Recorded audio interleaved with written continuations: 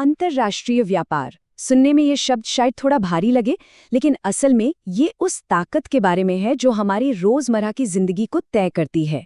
हम क्या पहनते हैं, क्या खाते हैं और हमारी जेब में जो फोन है वो कहाँ से आता है। तो आइए समझते हैं कि ये सब काम कैसे करता है। इस बड़े ग्लोबल टॉपिक को एकदम आसान बनाने के लिए चलिए एक सीधे से सवाल से शुरू करते हैं। जरा एक पल के लिए सोचिए, जो कपड़े अभी आपने पहने हैं वो कहाँ बने थे? तो आखिर ये तय कैसे होता है कि कपड़े किसी एक देश से आएंगे और फोन किसी दूसरे देश से? इसका जवाब जानते हैं, एक ही चीज में छिपा है और वो है कीमत।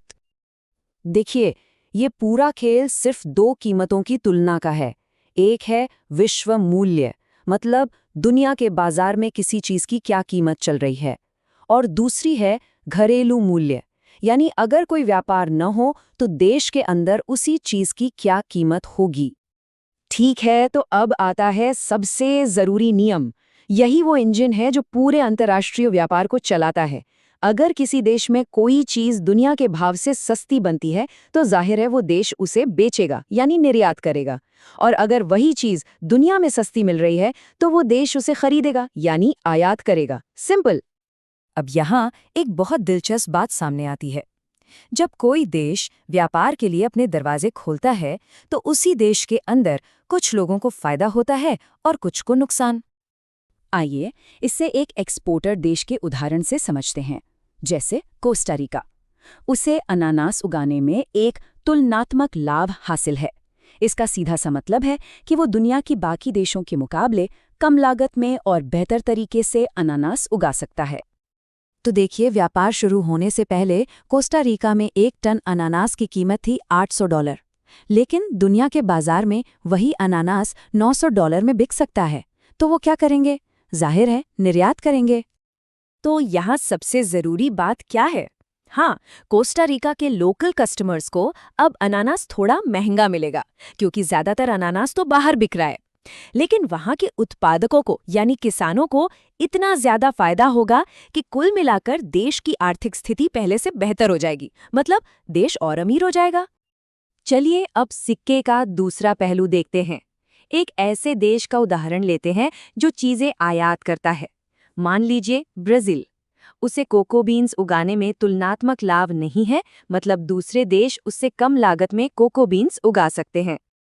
ब्राजील के अंदर 1 टन कोको बीन्स उगाने का खर्चा है $3000, लेकिन दुनिया के बाजार से वही कोको बीन्स सिर्फ $2500 में मिल रही हैं। तो ऐसे में समझदारी किसमें है? बिल्कुल आयात करने में। यहाँ कहानी बिल्कुल उलट जाती है। ब्राजील के लोकल कोको उत्पादकों को नुकसान होगा क्योंकि बाहर से सस्ता माल आ रहा है, लेकिन वहाँ के उपभोक्ताओं को, मतलब चॉकलेट फैक्ट्रियों और आम लोगों को, इतना जबरदस्त फायदा होगा कि एक बार फिर देश की कुल आर्थिक समृद्धि बढ़ जाएगी। और यही बात हमें मुक्त व्यापार यानी फ्री ट्रेड के सबसे बड़े तर्क तक ले आती है कि व्यापार में हमेशा कुछ जीतने वाले और कुछ हारने वाले होते हैं, लेकिन जीतने वालों का फायदा हारने वालों के नुकसान से हमेशा बड़ा होता है। लेकिन सवाल उठता है कि जो लोग इस कंपटीशन में पीछे रह जाते हैं, उनका क्या? उनकी सुरक्षा के लिए सरकारें अक्सर व्यापार पर कुछ रोक लगाती हैं। चलिए इसका सबसे आम तरीका देखते हैं, टैरिफ। टैरिफ सुनने में भारी शब्द लगता है, पर यह बस एक सीधा साधा टैक्स है जो बाहर से आने वाले सामान पर लगाया जाता है। इसका मकसद उस सामान को महंगा बनाना होता है। तो ब्राजील ने क्या किया? उन्होंने बाहर से आने वाली कोको बीन्स पर $300 का टैरिफ लगा दिया।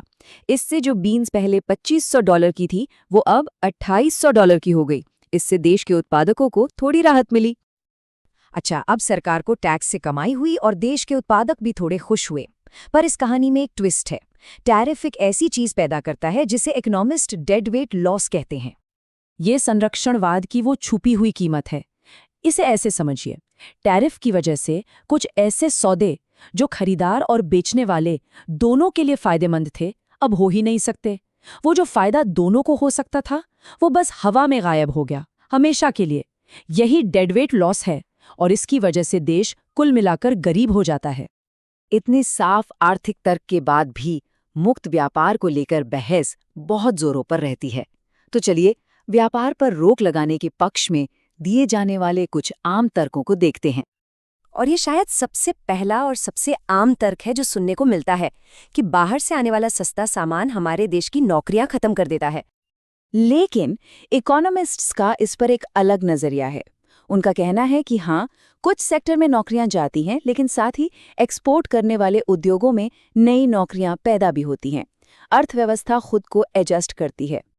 एक और दलील जो अक्सर दी जाती है वो है बराबरी के मुकाबले की। लोग कहते हैं कि हम उन देशों से कैसे मुकाबला करें जहां की सरकारें अपने उद्योगों को सब्सिडी देती हैं या जहां नियम कानून बहुत ढीले हैं। अब यहाँ इकोनॉमिक्स का नजरिया काफी दिलचस्प है।